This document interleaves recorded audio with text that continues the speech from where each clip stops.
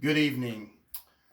On this solemn day, February 26th, 2022, I come to you from the embassy of the House of De Herrera Micronation in Queen Creek, Arizona.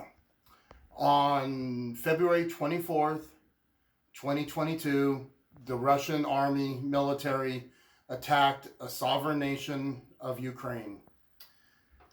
The House of De Herrera monarchs adamantly opposed this invasion.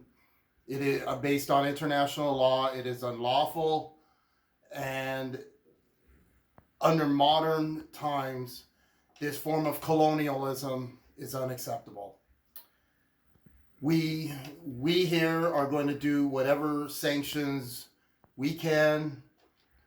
We are not going to buy or support Russian vodka, and any products we find on our shelves, whether if we find out a bread company is owned by a Russian company, absolutely we will not purchase. We would rather spend a dollar more buying something from America or even Mexico than buy from Russia. Every dollar they get is a dollar that goes into their economy and goes into their war machine. We encourage all nations to support the sanctions, but we also hope that nations will support sanctioning Russian oil and natural gas. The Russian economy gets over 40% of its revenue from the oil and natural gas industry. Countries need to start drilling their own resources, not buying from Russia. This is the reason Russia is doing what they're doing. They know they have the energy that Europe wants and needs, and they are using it as a weapon. We implore the U.S. President Biden, to stop banning USA drilling.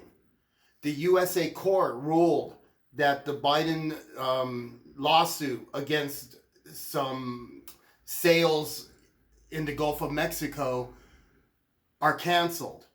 The court ruled that the Biden administration must allow the drilling. The administration, even with this war, is stymieing that drilling. We need to drill our own resources. Being at the mercy of an enemy state is not security. We are also watching the events of this war affecting North America. Russia has a base in Venezuela. If they send troops to Venezuela, that could destabilize Latin America. With our borders not fully secured, we could have migrant caravans coming by the millions if Russia does this. That will be bad for security as well. We also have, for our friends and allies, what is called a security checklist.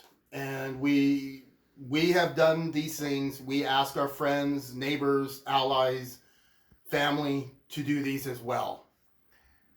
Ammunition, at least 50 rounds. Body armor, bulletproof vest, leather armor, even your leather vest that you wear to the bar if you do that, or when you ride your motorcycle, could be for hand-to-hand combat, can help protect you from a knife. Canned food, things that you can eat if there's no electricity or no natural gas to cook. Canned spaghetti, canned meats, tuna, vegetables, anything you can open up from a can and just eat. That can have a couple days supply. Candles, flashlights. Okay, again, no electricity. You can light those at night to see. A small amount of cash in case there's a flood of people going to the banks. At least you can get gas or whatever you need. A security, know your friends, know who you can count on that you maybe can join up with, or they could come to your home or apartment and you work together to save yourselves. Um, have a map of your military bases. Like us, we know where the Arizona National Guard is. We know where the base in Gilbert is. The checklist could be used for anything, whether a foreign invasion or civil unrest, civil war. If the power goes out, for example, like here in Queen Creek, how long would it take for caravans of people to start going into the more rural neighborhoods, knocking on doors, asking for food or demanding food? Picture, I know it sounds funny, but picture Walking Dead.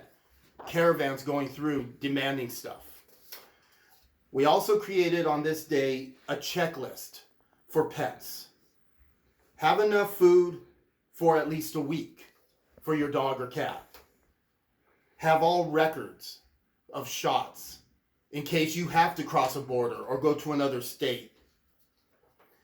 Have food in portable containers that you can, if you have to load them up in your car, you have those supplies. Be prepared to decide to either keep your pets or not keep your pets. Let's say you go to a base and they say you cannot bring your animals in. At that point, you need to make a decision. Yolanda and I, we would not leave them. We would turn around and head back or try and get a hold of friends or family and get together with them at their places. This is the checklist that has been created. We implore everybody to consider it, and we will continue to monitor the situation.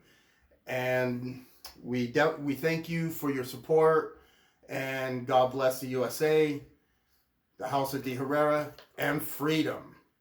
Remember, freedom is not free, and Yolanda and I will stand and fight if needed. We thank you and have a good night.